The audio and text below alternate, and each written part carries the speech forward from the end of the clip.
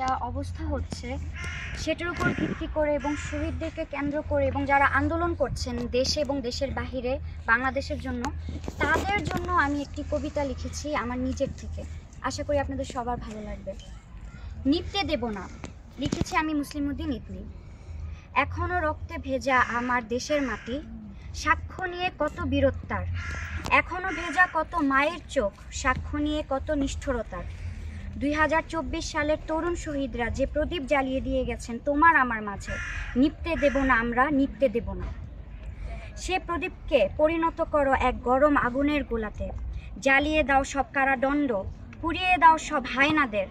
বুঝিয়ে দাও তুমি এক অগ্নিকাণ্ড, যার কাছে রক্ষা নেই কোনো অন্যায়ের। ভেঙে ফেলো সব বাধা, ভেঙে ফেলো সব শিকল। আসুক যত ঝড়, আসুক যত বৃষ্টি, আমাদের ভেতরে প্রদীপকে নিভতে দেব না আমরা, নিভতে দেব না। চমৎকার কবিতা। আপনি বোধহয়